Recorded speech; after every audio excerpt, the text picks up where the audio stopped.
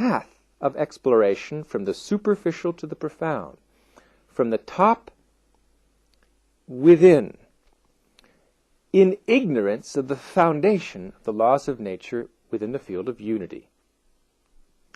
Being deprived of its unified foundation, really, physics was afloat. It was anchorless and rudderless, adrift. So attempts to construct a grand unified field theory were really based upon guesswork and ignorance. There was George I. Glashow, grand unified field theory based on the gauge group SU5. Then there was O10, and there was flipped SU5 and E6 and so forth, and there was really no way to sort out which of these theories were correct, because the level of grand unification is far beyond the range of particle accelerator experimentation. Now, with the superstring, the situation changes completely. The superstring theory allows us to predict the structure of grand unification from its unified source in the unified field. And when you predict the structure of grand unification from first principles, from the field of unity, through the sequential process of symmetry breaking, you can see right away that the only grand unified field theories that can emerge from the superstring, that means from a realistic string model with a level 1 Kac-Moody algebra, the only such grand unified theories that can emerge are those without adjoint representations of Higgs bosons, and that uniquely concludes that what is called supersymmetric flipped SU5 is the only grand unified theory that is logically consistent with the superstring. So the guesswork of model building has been removed largely once physics has become established in its unified foundation. So the important point is, this discovery of the superstring is vitally important to give us, for the first time, a mathematically consistent theory of gravity, to give us, for the first time, a derivable structure to the grand unified field theory, to give us, for the first time, an understanding of the ratio of the tau lepton and B quark masses, which were arbitrary before, to give us, for the first time, an understanding of why the electron mass, for example, is exactly equal and opposite to the proton mass, something that is mere coincidence in the absence of superunification, and so forth. So we're not talking about philosophy here, we're talking about scientific discovery of the foremost magnitude, which has scientific and practical results as well as purely profound philosophical significance. Last thing I'll say about this, before moving to its practical applications and discussing the very important field of consciousness and collective consciousness, is that the discovery of the unified field and the mathematical dynamics of unity, this Lagrangian of the superstring, to use the language of modern science for now, the discovery of the structure of unity, the unified field, is really the discovery of the constitution of the universe. The constitution of the universe. Yes, the universe has a constitution, just as every nation has a constitution. Constitution just means the foundational level of national law, the fundamental laws of the land upon which all the other superficial laws are constructed, laws governing human commerce, human interaction. All those laws derive their authenticity, their authority, their constitutionality with reference to the foundational level of natural law, the constitution of the nation. Similarly now in nature. Nature has a foundational level of natural law. The self-interacting dynamics of unity at the basis of life's diversity. That is the fountainhead of all the diverse laws of nature that govern the universe at every level. That constitution of the universe, the self-interacting dynamics of unity, is the source of the vast orderliness displayed throughout the ever-expanding universe. All the order we see in the mathematical structure of the elementary particles, in the structure of atoms and molecules and macroscopic objects and celestial and astrophysical and cosmological objects, all the laws, all the order in the universe has its unified source in this unified field, in this self-interacting dynamics of unity, which is really, therefore, the constitution of the universe, the foundational level of natural law. The critical importance of this discovery for human life and human behavior is not yet in laboratory applications of the unified field, because the domain of superunification, the Planck scale, 10 to the minus 33 centimeters, is still far beyond the range of modern accelerator technology. The profound impact, however, of this most fundamental of scientific discoveries is its impact on human consciousness and on human life. For although this fundamental field of unity is beyond the range of today's particle accelerators, it is not beyond the scope, not beyond the range of the human mind, not beyond human comprehension. Indeed, the human mind is capable of appreciating and even directly experiencing this fundamental unity of life,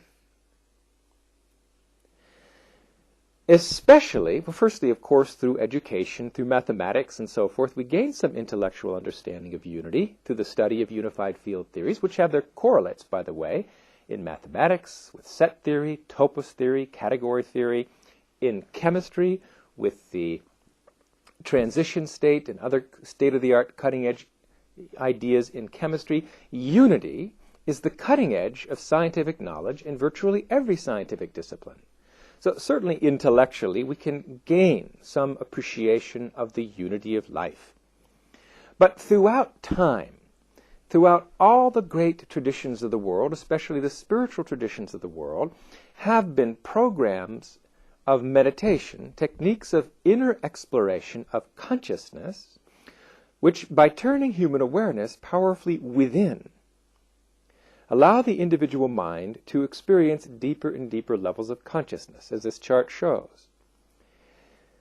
Transcendental Meditation Program, which was brought to the world 50 years ago by His Holiness Maharishi Mahesh Yogi, world's foremost scientist of consciousness and certainly foremost Vedic scholar, revived the Transcendental Meditation Program and advanced techniques from the Vedic tradition, the world's most ancient and highly developed science of consciousness.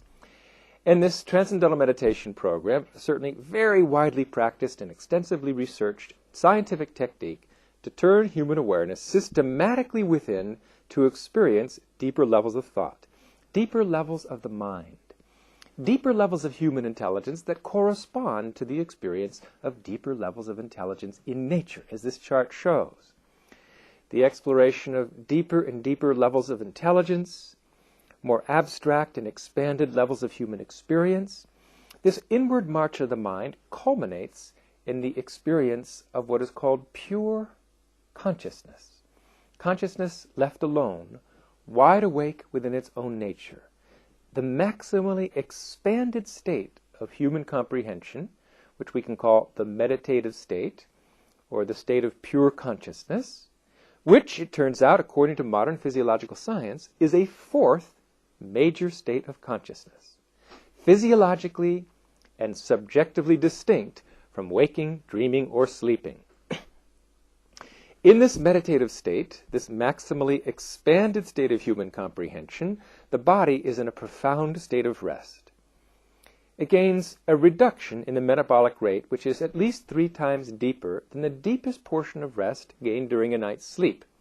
This is the reason, for example, Transcendental Meditation is prescribed worldwide by tens of thousands of doctors, why the National Institutes of Health of the United States government has poured tens of millions of dollars into research and application of Transcendental Meditation to prevent stress and to reverse high blood pressure, to prevent heart disease and stroke, because of the profound stress-reducing influence of such a deep state of physiological rest. But in addition to the state of physiological rest, human awareness is wide awake and maximally expanded, beyond boundaries, where the specific objects of a thought, the isolated content of any thought, which always has some specific subjective qualities, good, bad, positive, negative, red, green, hot, cold. All these qualities, specific qualities of experience, they fade from the awareness as the mind retires from this localized process of waking experience, this sensory experience, and as the mind retires from objects of thought and objects of emotion, it comes to a point where it is free of objects, subjectively unbounded, not localized by anything. This state of unbounded awareness, pure consciousness, the meditative state, is accompanied by a profound and immediate onset of orderliness of brain functioning. The brain becomes highly synchronized. The electrical activity in the left hemisphere is correlated with the electrical activity in the right hemisphere. The frontal lobe, the occipital lobe, the temporal lobe, the parietal lobes of the brain all come into a profound state of neurological synchrony, what is called global EEG coherence. This next chart shows a glimpse of the striking transformation in the style of functioning of the human brain during the meditative experience, during the practice of transcendental meditation. On the left-hand side, it shows a subject that was just instructed in the transcendental meditation technique, and in time flows upward in these charts. And the horizontal axis simply shows the frequency of the cognitive processing or electrical activity of the brain. What you see in a new meditator, when they begin the practice, and as the mind settles down and comprehension expands, you see the emergence of these little yellow mountain peaks. These mountain peaks signify more than 90% correlation in the electrical activity in the left and right hemispheres of the brain.